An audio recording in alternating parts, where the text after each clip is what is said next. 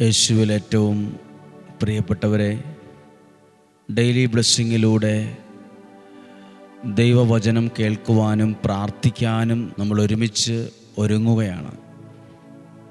നമ്മുടെ ശരീരത്തെയും നമ്മുടെ മനസ്സിനെയും ബുദ്ധിയെയും ചിന്താമണ്ഡലങ്ങളെയും ദൈവവചനത്തിനു വേണ്ടി നമുക്ക് തിരിക്കാം.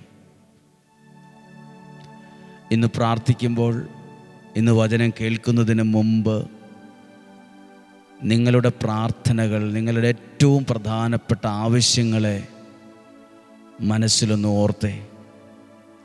എന്നിട്ട് ഇങ്ങനെയൊന്ന് പറയുക: കർത്താവേ, അങ്ങയുടെ വചനം കേൾക്കുമ്പോൾ ആ വചനത്തിൽ നിന്ന്, ആ വചനം കേൾക്കുന്നതിലൂടെ, പ്രാർത്ഥിക്കുന്നതിലൂടെ, ആ വചനം ധ്യാനിക്കുന്നതിലൂടെ ഞാനും എൻ്റെ കുടുംബവും ഒരു നന്മ പ്രതീക്ഷിക്കുന്നു, ഒരനുഗ്രഹത്തെ ഞാൻ പ്രതീക്ഷിക്കുന്നു, ഒരത്ഭുത സൗഖ്യത്തെ ഞാൻ ഇന്ന് പ്രതീക്ഷിക്കുന്നു. പ്രതീക്ഷയോടെ വേണം ഓരോ ദിവസവും പ്രാർത്ഥിക്കാൻ. പ്രത്യാശ നമ്മളെ നിരാശരാക്കുകയില്ല. വിശ്വാസത്തോടെ പ്രാർത്ഥിക്കുന്നത് എന്തും ലഭിക്കും. അത് ഉറച്ച് വിശ്വസിക്കുക. ഞാനിന്ന് എൻ്റെ ദൈവത്തിൽ നിന്ന് ആ വചനം കേൾക്കുന്നതിലൂടെ ഒരു വലിയ നന്മ പ്രതീക്ഷിക്കുന്നു. നമുക്കിന്ന് പ്രാർത്ഥനയോടെ ഈ വചനം കേൾക്കുവാൻ ഒരുങ്ങാം. ദൈവവചനം കേൾക്കുമ്പോൾ ഈ വചനം വിശ്വസിക്കുക. ഉൽപ്പത്തി പുസ്തകം 12-ാം അധ്യായം 1-ാമത്തെ വാക്യം. ഉൽപ്പത്തി 12:1. കർത്താവ് അബ്രാമിനോട് അരുളിച്ചെയ്തു, നിന്റെ ദേശത്തെയും ബന്ധുക്കളെയും പിതൃഭവനത്തെയും വിട്ട് ഞാൻ കാണിച്ചു തരുന്ന നാട്ടിലേക്ക് പോകുക. ദൈവത്തിൻ്റെ വാക്ക് കേൾക്കുന്ന ഒരബ്രാഹത്തെ 12-ാം അധ്യായത്തിൽ കാണാം. ദൈവത്തിൻ്റെ വാക്ക് കേൾക്കുന്ന, മറുതലിക്കുന്ന, എനിക്ക് സമയമില്ല, ഇപ്പോൾ ഇതിനൊക്കെ ആരാക്കാണ് നേരം, ഇപ്പോൾ ഒന്നും പറ്റത്തില്ല, പിന്നീട് ഒരിക്കലാകട്ടെ, ഇപ്പം നല്ല തിരക്കുള്ള സമയമാണ്, ഇങ്ങനെയുള്ള ഒരു തർക്കുത്തരമോ ഒരു മറുപടിയോ അബ്രഹാം പറഞ്ഞില്ല. അബ്രഹാം ആ വാക്ക് കേട്ട് അബ്രഹാം എന്തു ചെയ്തു എന്ന് എഴുതിയിട്ടുണ്ട്. 4-ാമത്തെ വാക്യം. കർത്താവ് കൽപ്പിച്ചതനുസരിച്ച് അബ്രഹാം പുറപ്പെട്ടു. അപ്പോൾ ദൈവത്തിൻ്റെ വാക്ക് അബ്രഹാം കേട്ടു. ദൈവത്തിൻ്റെ വാക്ക് അബ്രഹാം അനുസരിച്ചു, അത് സ്വീകരിച്ചു. ഈ അബ്രാഹത്തിൻ്റെ ജീവിതത്തിൽ ഒരു പ്രതിസന്ധി ഉണ്ടായി. പക്ഷേ ആ പ്രതിസന്ധിയുടെ സമയത്തും അബ്രഹാം ജയിച്ചു. ഉൽപ്പത്തി പുസ്തകം 20-ാം അധ്യായം അബ്രാഹവും അബിമേലെക്ക് എന്നും ഉള്ള ഹെഡിങ് ആണ്. 20-ാം അധ്യായം 2-ാമത്തെ വാക്യത്തിൻ്റെ അവസാനം എഴുതിയിട്ടുണ്ട്, ഗരാറിലെ രാജാവായ അബിമേലെക്ക് സാറായെ ആളയച്ചു വരുത്തുകയും സ്വന്തമാക്കുകയും ചെയ്തു. അപ്പോൾ ദൈവവചനം കേട്ട, അത് സ്വീകരിച്ച അബ്രാഹത്തിൻ്റെ ജീവിതത്തിൽ, അവരുടെ കുടുംബത്തിൽ, ആ വ്യക്തിക്ക് ഏറ്റവും പ്രിയപ്പെട്ട അവരുടെ ജീവിത പങ്കാളിയായ ഭാര്യയെ ഗരാറിലെ രാജാവായ അബിമേലെക്ക് സ്വന്തമാക്കി.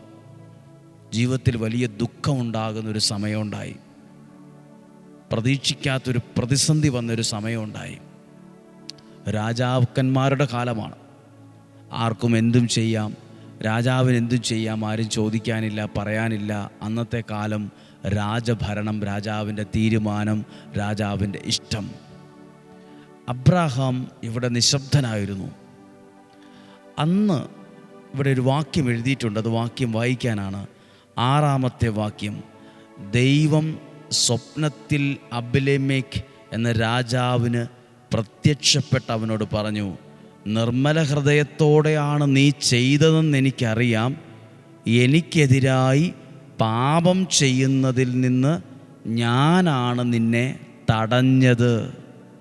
അതായത് അബ്രാഹത്തിൻ്റെ ഭാര്യയെ ഒന്ന് ഉപദ്രവിക്കാനോ വിഷമിപ്പിക്കാനോ ആ രാജാവിന് കഴിഞ്ഞില്ല. ദൈവം ആ രാജാവിനെ തടഞ്ഞു. ഒരു ദോഷവും ഒരു തിന്മയും ഒരു അനർത്ഥവും ഒരു സങ്കടവും ഉണ്ടാകാത്ത വിധത്തിൽ ദൈവം ആ വ്യക്തിയുടെ കുടുംബത്തെ സൂക്ഷിച്ചു. ഞാനിത് നിങ്ങളോട് പറഞ്ഞത്, ഏത് കുടുംബത്തിലാണ്, ഏതൊരു വ്യക്തിക്കാണ്, ആർക്കാണ് ദൈവത്തിൻ്റെ ഇതുപോലെയുള്ളൊരു സംരക്ഷണവും കരുതലും ലഭിച്ചത്? ദൈവത്തിൻ്റെ വാക്കു കേട്ട, ദൈവത്തിൻ്റെ വാക്കനുസരിച്ച, ദൈവത്തിൻ്റെ വാക്കിന് വില കൊടുത്ത അബ്രാഹത്തിൻ്റെ ജീവിതത്തിലാണ് ദൈവീകമായി സംരക്ഷണം ഉണ്ടായത്. ദൈവത്തിൻ്റെ കൃത്യസമയത്ത് ദൈവത്തിൻ്റെ ഇടപെടലുണ്ടായത്. നിങ്ങളും നിങ്ങളുടെ കുടുംബത്തിലെ പ്രധാനപ്പെട്ട ഒരാളായിരിക്കാം. നിങ്ങളുടെ കുടുംബത്തിൽ ദൈവവചനം കേൾക്കുന്ന ഒരാളായിരിക്കാം. നിങ്ങളിലൂടെ നിങ്ങളുടെ വീട് അനുഗ്രഹിക്കപ്പെടുന്നുണ്ട്. നിങ്ങളിലൂടെ നിങ്ങളുടെ ജീവിത പങ്കാളി, മക്കൾ അനുഗ്രഹിക്കപ്പെടുന്നുണ്ട്. ഇവിടെ അബ്രാഹത്തിൻ്റെ ഭാര്യ ദൈവവചനം കേട്ടുവെന്നോ അനുസരിച്ചുവെന്നോ നമ്മളിവിടെ കാണുന്നില്ല. ഇവിടെ ദൈവത്തിൻ്റെ വാക്ക് കേട്ടത് അബ്രാഹമാണ്, അനുസരിച്ചത് അബ്രാഹമാണ്, സ്വീകരിച്ചത് അബ്രാഹമാണ്, ആ വീട്ടിലെ ഒരാളാണ്. പക്ഷെ ദൈവത്തിൻ്റെ സംരക്ഷണം വന്നപ്പോൾ ആ വ്യക്തി ഉൾപ്പെടുന്ന വീടിന് മുഴുവനായും ദൈവാനുഗ്രഹം ഉണ്ടായി. ഒരു ദോഷവും വരാത്ത വിധത്തിൽ ദൈവം ആ വ്യക്തിയെ, കുടുംബത്തെ സംരക്ഷിച്ചു. ശക്തിയും അധികാരവും ഉണ്ടായിരുന്ന രാജാവായിരുന്നിട്ട് പോലും ദൈവം ആ രാജാവിനെ തടഞ്ഞു. പ്രിയപ്പെട്ടവരെ, ദൈവത്തിൻ്റെ വാക്ക് കേൾക്കുന്ന ഒരാളാണ് നിങ്ങളെങ്കിൽ നിങ്ങളുടെ ജീവിതത്തിലേക്ക് വരാൻ സാധ്യതയുള്ള സങ്കടങ്ങളെ, തകർച്ചകളെ, പരാജയങ്ങളെ ദൈവം തടഞ്ഞു വയ്ക്കും. എത്ര ശക്തനും എത്ര മന്ത്രവാദിയും എത്ര കൂടോത്രക്കാരനും ക്ഷുദ്രപ്രയോഗക്കാരനും സ്വാധീനമുള്ളവനും അസൂയാലുവോ ഏഷണിക്കാരനോ ആര് വിചാരിച്ചാലും ഒന്നും നടക്കില്ല. കാരണം നിനക്കൊരു ദോഷവും വരാതിരിക്കാൻ ദൈവം അവിടെ തടയും. ആ വാക്കുണ്ട്, തടഞ്ഞു വയ്ക്കുക, സൂക്ഷിക്കുന്ന. ഒരു വ്യക്തിയെ ദൈവം കരുതുന്നതിൻ്റെ അടയാളമാണത്. ഒരു വ്യക്തിയെ ദൈവം സംരക്ഷിക്കുന്നതിൻ്റെ അടയാളമാണിത്. ഏത് കുടുംബത്തെ, ഏതേലും കുടുംബത്തെ അല്ല, ഏത് വ്യക്തിയെ, ഏതേലും വ്യക്തിയെയും എല്ലാ വ്യക്തികളെയുമല്ല, ദൈവത്തിൻ്റെ വാക്ക് കേൾക്കുകയും അതനുസരിക്കുകയും ചെയ്ത വ്യക്തിയെ, കുടുംബത്തെയാണ് ദൈവം ഗൗരവമായി കണ്ടത്. ദൈവത്തിൻ്റെ വാക്കും ദൈവത്തിൻ്റെ വചനവും കേൾക്കുന്നവരെ ദൈവം എത്ര ഗൗരവത്തോടെയാണ് കാണുന്നത്, എത്ര പ്രാധാന്യത്തോടെയാണ് സ്വീകരിക്കുന്നത് എന്ന് വ്യക്തമായ തെളിവ് കൂടിയാണിത്. വചനം കേൾക്കുന്ന നിങ്ങൾ ദൈവത്തിനും ദൈവരാജ്യത്തിനും വളരെ പ്രധാനപ്പെട്ടവരാണ്. നിങ്ങളെ ഗൗരവത്തോടെയാണ് ദൈവം കാണുന്നത്. നിങ്ങളുടെ മേലുള്ള ദൈവിക സംരക്ഷണത്തെ കനവും കട്ടിയും കൂട്ടുന്നുണ്ട്. ഒരു ദോഷവും വരികയില്ല. നമുക്ക് ഈശോയുടെ നല്ല ആശീർവാദം സ്വീകരിക്കാം. ഒന്ന് പ്രാർത്ഥിക്കട്ടെ. കർത്താവേ, അങ്ങയുടെ വചനം കേൾക്കുന്ന ഓരോ വ്യക്തിയെയും ഓരോ കുടുംബത്തെയും അങ്ങ് അനുഗ്രഹിക്കണമേ. ഈ വചനം അയച്ചു കൊടുക്കുന്ന ഓരോ പ്രിയപ്പെട്ടവരെയും ആ സുവിശേഷ വേലയിൽ പങ്കെടുക്കുന്ന എല്ലാവരെയും അനുഗ്രഹിക്കണമേ. ഈ വചനം കേൾക്കുന്ന ഓരോരുത്തരിലും ദൈവത്തിൻ്റെ കാരുണ്യം അനുഭവിക്കാൻ ഇടവരട്ടെ, ദൈവത്തിൻ്റെ അത്ഭുതങ്ങൾ കാണാൻ ഇടവരട്ടെ. ഈ വചനം പ്രാർത്ഥിച്ചു തുടങ്ങിയത് എങ്ങനെയാണ്? നിങ്ങളേറ്റവും ആഗ്രഹിച്ച് പ്രാർത്ഥിക്കുന്ന കാര്യം ദൈവത്തിൻ്റെ നിന്ന് അനുഗ്രഹമായത് വരും എന്ന പ്രതീക്ഷയോടെയാണ്. പ്രതീക്ഷ നിങ്ങളെ നിരാശരാക്കില്ല. രോഗികൾ സൗഖ്യമാകണം, കുടുംബങ്ങൾ അനുഗ്രഹിക്കപ്പെടണം, മക്കൾ നന്നായി പഠിക്കണം, ദൈവീകമായ കാര്യങ്ങളിൽ ആഴവും ബന്ധവും വർദ്ധിക്കണം, ആരോഗ്യം അനുഗ്രഹമാകണം, വരുമാനം അനുഗ്രഹമാകണം, ജോലി, വിവിധ രാജ്യങ്ങളിലായിരിക്കുന്നവർ എല്ലാവരെയും അനുഗ്രഹിച്ച് പ്രാർത്ഥിക്കുന്നു. രോഗികൾക്ക് വേണ്ടി പ്രാർത്ഥിക്കുന്നു. സാമ്പത്തിക പ്രതിസന്ധികളിലൂടെ കടന്നു പോകുന്നവരെ, രോഗികളായിട്ടുള്ളവരെ എല്ലാവരെയും ഓർത്ത് പ്രാർത്ഥിക്കുന്നു. വാഹനം ഓടിക്കുന്നവരെ, ശുശ്രൂഷയിൽ നിൽക്കുന്നവരെ, സമർപ്പണ ജീവിതം നയിക്കുന്നവരെ, ശുശ്രൂഷക്കാരെ എല്ലാവരെയും ഓർത്ത് പ്രാർത്ഥിക്കുന്നു. നമ്മുടെ കർത്താവ് ഈശോ മിശിഹായുടെ കൃപയും പിതാവായ ദൈവത്തിൻ്റെ സ്നേഹവും പരിശുദ്ധാത്മാവിൻ്റെ സഹവാസവും നിങ്ങളോടുകൂടെ ഉണ്ടായിരിക്കട്ടെ.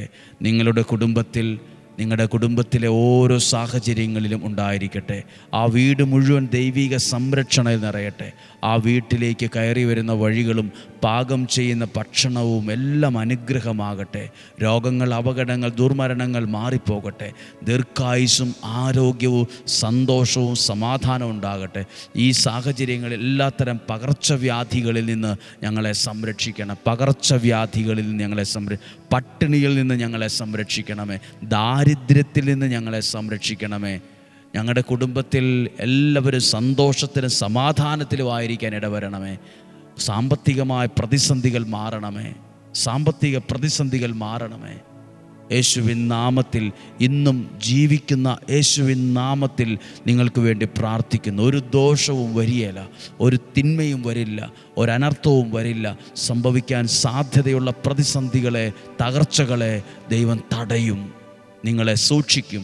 ഇന്നും ജീവിക്കുന്ന യേശുവിൻ നാമത്തിൽ നിങ്ങളെ അനുഗ്രഹിച്ച് പ്രാർത്ഥിക്കുന്നു, ഇപ്പോഴും എപ്പോഴും എന്നേക്കും.